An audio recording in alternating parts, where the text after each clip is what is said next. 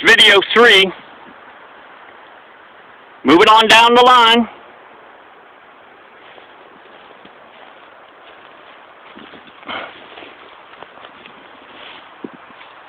Okay, now, 42.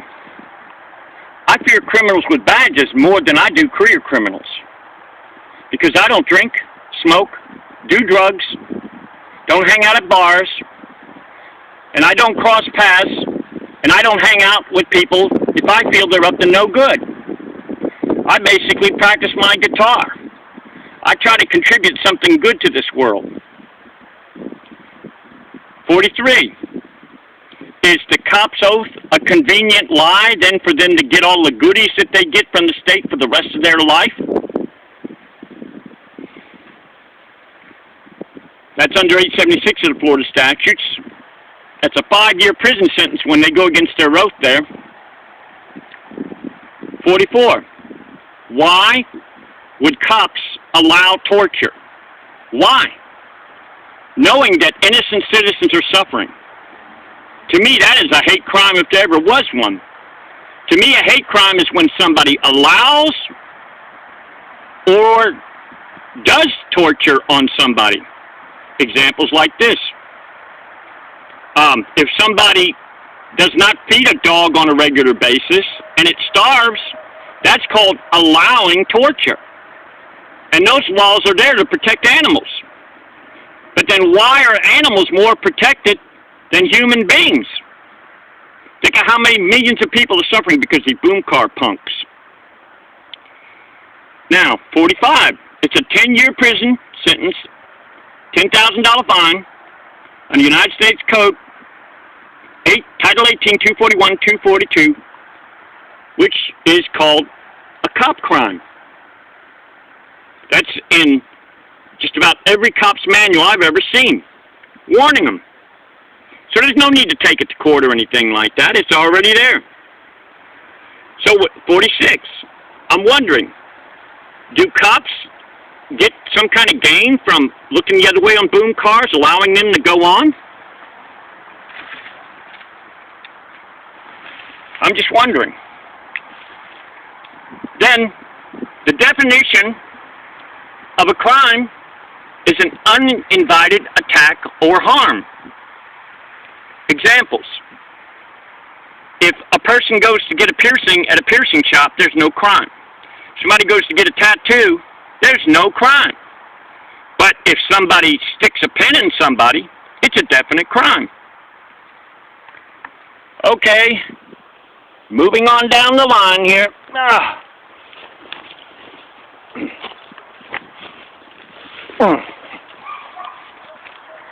48. Citizens feel helpless.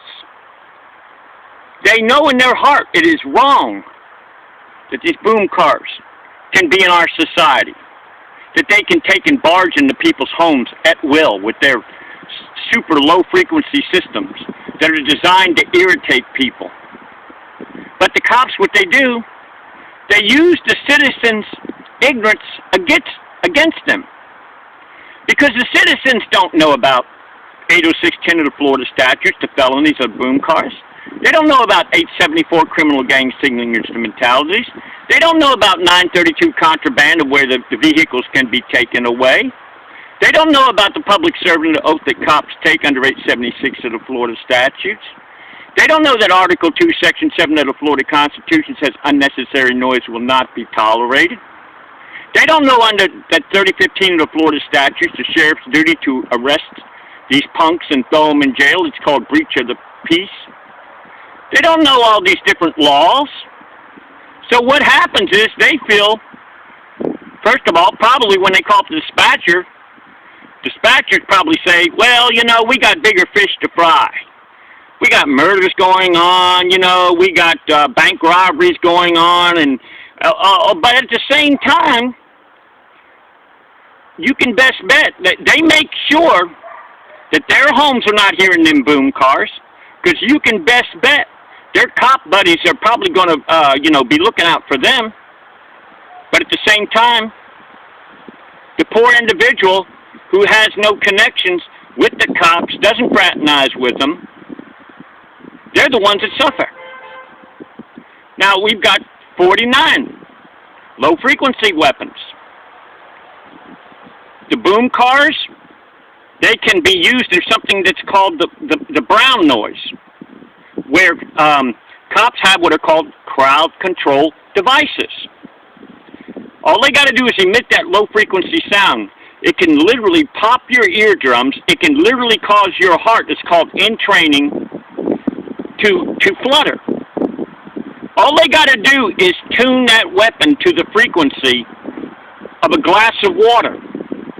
And when that glass of water starts jumping all over the place, that's the frequency of our bodies. So what happens is, when it's at that frequency, and we're supposed to be, I think, 75% water or more than that, what does it do? 50. Sleepy, fatigued driving. In New Jersey, it's called Maggie's Law.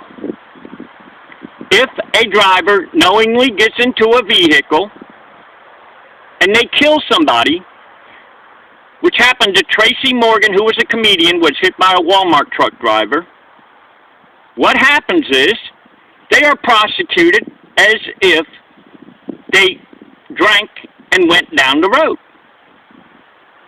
So, how many innocent people are indirectly murdered by these boom cars because they fatigue them?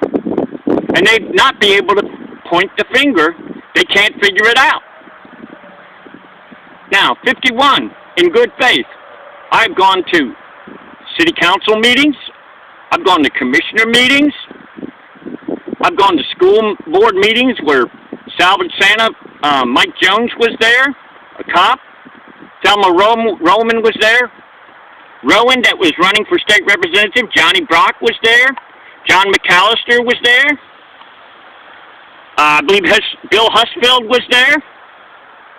I've gone to state, and I've also contacted Jimmy Petronas about these boom cars when he was a state representative. Even before, when he was running for it in Oakland Terrace Elementary School, where Jerry Brown was there from Channel 13.